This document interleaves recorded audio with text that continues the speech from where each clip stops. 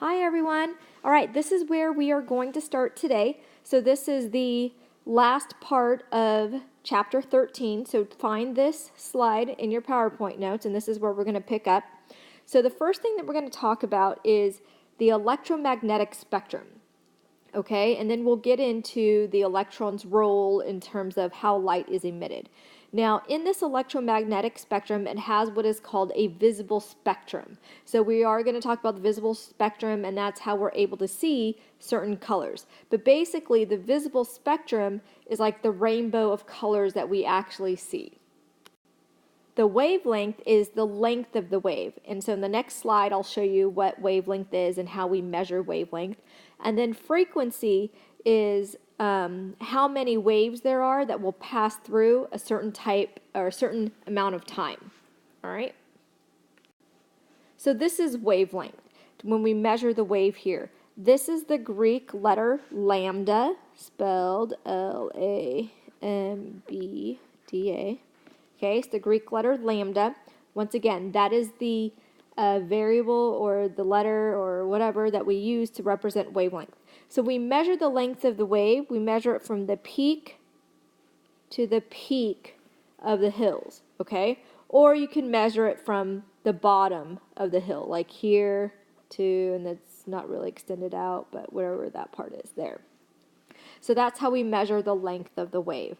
And so light is a wave function. And that's what we're going to be talking about in this last part, light. So there are certain colors that you might see. You might see a red light or you might see a blue light. So take a look at these two waves. Okay? Now just by looking at the waves, which color looks like it is more penetrating or more dangerous? Okay? Well, the one that is more penetrating or the one that is more dangerous is actually this blue light here. Notice that the waves are very short. Okay? They are very short. They are close to each other, right? See how short these waves are? And they're more frequent. So that means that they have more penetrating power. Whereas the red light, the wavelength is much longer. Okay, the wavelength is much longer. So then the red color corresponds to something that is lower in energy. Okay, lower in energy. So red light corresponds to low energy. Blue light represents something that is high energy. So the longer the waves are, the less dangerous or the less penetrating they are. But if the waves are shorter, they are more dangerous because they are very penetrating. Now we're going to get into our electromagnetic spectrum. So this is the electromagnetic spectrum. Notice here it has the wavelength in meters. So on this side of the spectrum, these waves are very small, to the -12. So that means you're moving your decimal 12 places to the left. And then on this side, it's a positive exponent, so you're going to move your decimal that many places to the right. So longer waves are on the right side. So these are longer waves. And then the other side, these are shorter waves.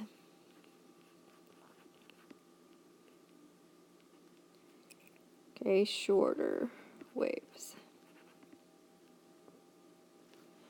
So we have some things over here. We got radio waves, microwaves, infrared on this side of the spectrum. These are much longer compared to the ones on the other side of the spectrum.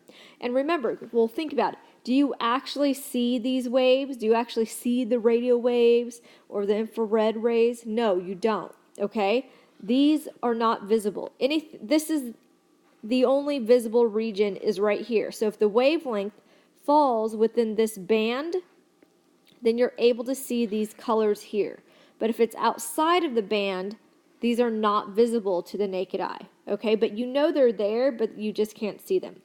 So the things that are closest to the red side, such as these things here, they are not as dangerous as the other things on the other side of the spectrum.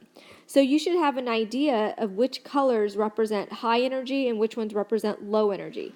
So you have your rainbow here. If you remember your order of your colors of your rainbow, red, orange, yellow, green, blue, indigo, violet.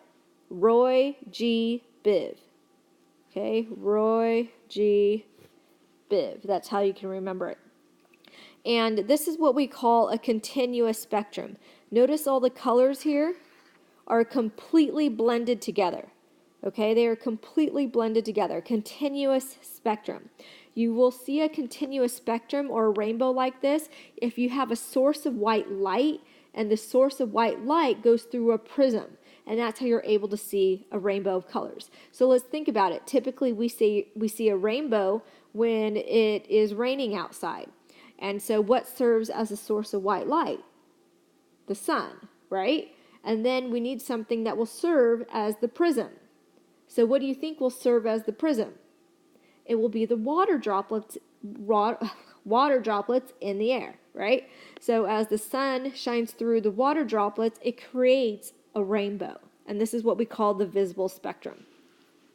So these things, UV, X-rays, and gamma rays, these things are obviously very dangerous and very penetrating and can cause cancer, right? UV, you can get skin cancer if you're overly exposed because these waves, look how short they are, -8, -10 and stuff. They're very, very penetrating, okay? Gamma rays absolutely are very penetrating. You need like lead or very thick layers of concrete to stop gamma rays. Now this is what the spectrum looks like for gaseous atoms, okay? So this is what the spectrum looks like for gaseous atoms. So let's write that down. So this is for gaseous atoms. Notice that the spectrum or the rainbow of colors here, it's not continuous. It's not completely blended together. They just have lines. So we call this line spectra, okay? Line spectra. So every gaseous atom has a different set of line spectra. And it's kind of like a fingerprint. So it's one way that we can identify what the atom is by looking at their set of line spectra.